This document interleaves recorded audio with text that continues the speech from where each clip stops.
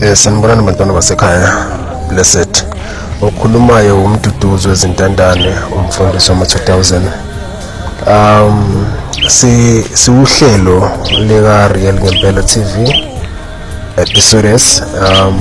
Unomama osebhalele endaweni yase Gauteng Orange Farm uthi ulahlekelwe umntana ona 19. It's been a week angatholakali. Kanti nathi sike sazama nala kuma Facebook ukuposta ukuthi ke umntwana atholakale. Ngizama ukuveza indlela yomsebenzi esiwenzayo nomsebenzi sesiqalayo ukuwenza ukusiza abantu emphakathini. For the online donation, it is very important for you guys to help us because abanye abantu kwesinye isikhathi abanayo imali kodwa bayalidinga usizo. Kuvele nendaba yokuthi ke mhlambe nathi ke mhlambe asimanga kahle ezinye zezinto zidinga imali njengama transport. Kanti ke umuntu mangatholakali sinayo indlela yokuthi simthole umuntu nanoma sizomthola angasekho emhlabeni kodwa ke siyamthola.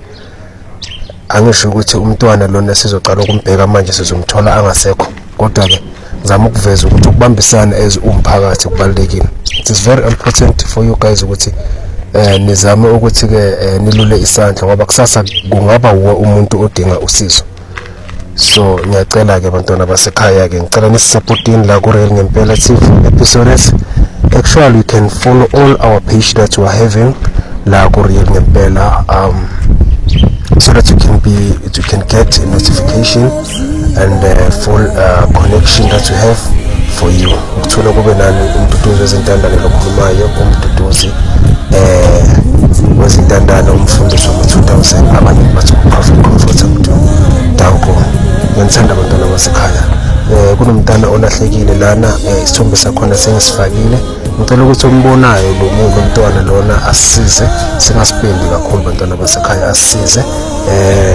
Ulahleke endaweni yase Orange Farm njengamanje sicalile ukufuna lo mntwana lona. So ngiyacela abantwana basekhaya, ngicela ukuthi umbonayo lo mntwana lona asisize. Inamba yethu ithi 067 000 6523. Danko. Blessed.